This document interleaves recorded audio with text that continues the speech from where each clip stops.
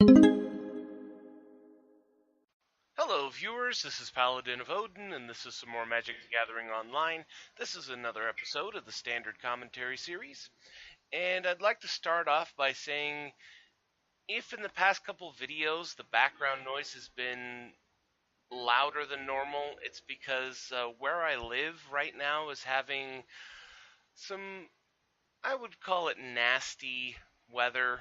You know, it's been over 100 degrees, and the only way that I can function in the office is by having three different fans running and the air conditioner.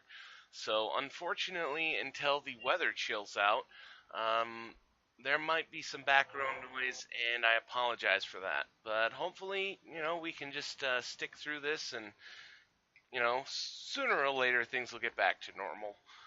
But back to the game, we have a Gruul ramp versus Bant Aggro, and that was well handled right there. Bant Aggro just happened to have his one copy of Ojutai's command in hand, and it came in handy because he countered Dragon Lord Atarka, which would have killed off his Nissa and given the ramp deck an 8/8 flying trample, which, you know, Bant Aggro can deal with something like a Declaration in Stone, but there's not a whole lot of options.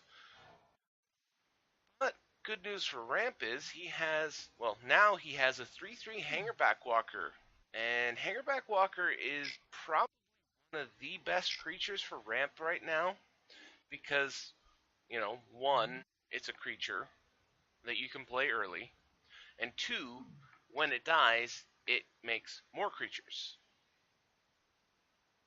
So Ulamog, unfortunate for Bant, but wow, he has another copy of Ojutai's command. So no 10/10 indestructible for him, but it does exile his creature and one of his lands. More importantly, his blue mana.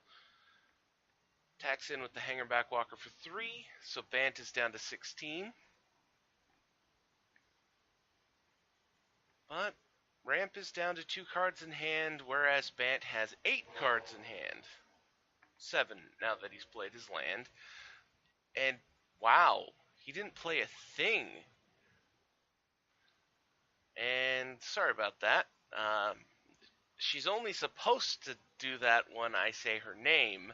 You guys know what her name is. It's just I'm not going to say it because then it'll bring her up again. Ooh, and a World Breaker. Okay, tapping the land before it gets exiled. Things are really not looking good for the Bant deck. Collected Company. Knight of the White Orchid definitely qualifies as having fewer lands than his opponent. And Thalia's Lieutenant gets trigger. Both of her triggers go off because they come into play at the same time. So he gets a 3/3 first strike, gets a land, which he definitely needed the blue mana just in case he gets something that he needs blue for, and then a 2/2 as well. Unfortunately, he's facing off against a 5/7, but that can be handled. Like I said, same thing with Ulamog. Something as simple as a Declaration in Stone will get rid of that.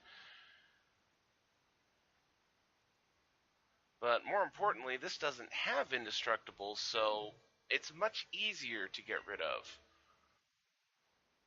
Bant passes the turn again. 6 cards in hand. I'm really curious what's in his hand that he's not playing. Because in this kind of a situation, against a ramp deck that is almost out of cards, I'd be throwing down as many creatures as I could manage. Because the likelihood of him having, Radiant Flames or Kozilek's Return in his hand are extremely minimal. And now would be the best time to use it. Ooh, Dromoka's Command, killing off Nissa and making his Thalia's Lieutenant a 3/3.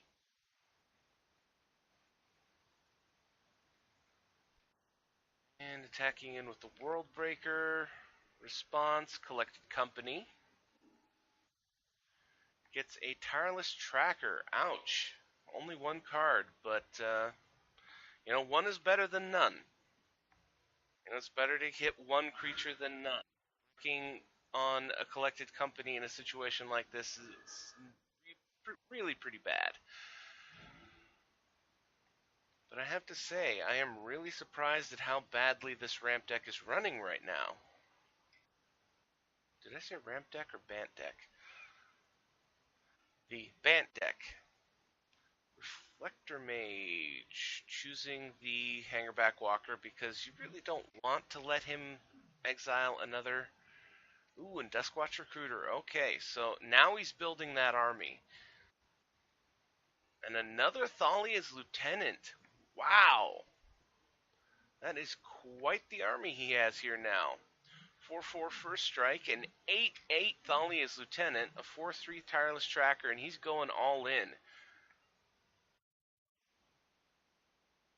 And that was 16 damage. And Ramp is in serious trouble here.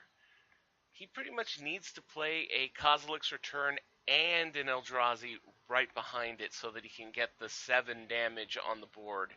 But that was probably not going to happen anyway, so he draws his card and concedes. I have to say, Ramp didn't win that game, and that was kind of the best he could hope for, was Bant running real slow. So let's go to game 2. I highly doubt that Ramp is going to be able to pull this match out. Okay, turn 2 Duskwatch Recruiter from Bant. So not nearly as slow as the last time. I have a feeling that he might run pretty smooth this time. This is Pilgrimage from Ramp. He's pretty much on curve for what he does, but unfortunately what he does doesn't put much on the board other than land until, one big bomb at a time. Duskwatch Recruiter's attacking in for 2. Down to 18. And activating the Recruiter to find a creature. Or try and find a creature. And he bricks. That is one of the problems with Duskwatch Recruiter's search ability, is it only digs 3 cards. I mean, you've seen Collected Company brick, and that's, 6, 7 cards that you search through? But the good thing about a Duskwatch Recruiter is that it's repeatable as many times as you have the mana and as long as the creature stays in the board. But no spells played means that it's now a Crawlin' Horde Howler, which basically turns almost his entire deck worth of creatures into 2 or 1 drops. Nissa Vastwood Seer from Ramp, Hedron Archive as well. 2 spells were played, so it's flipped back to the Duskwatch Recruiter. And Knight of the White Orchid. And against Ramp, Knight of the White Orchid is almost always guaranteed to get you a land. Almost always. So attacking in with the Duskwatch Recruiter. Try and bait him into blocking, because honestly, you don't want your opponent to have a Planeswalker. And all it's going to take is one more land and she's going to flip. Ouch! Worldbreaker. Well, that gets rid of his blue mana, takes him down to 3 land, and more importantly, gives the ramp deck a 5/7 blocker, which is a very stout creature for Bant to have to deal with, unless he has a direct kill like a Declaration in Stone. Tireless Tracker. So he's slowed down considerably. I was expecting that he would have had, at least 1 or 2 more creatures out by now. Possibly Reflector Mage or Thalia's Lieutenant.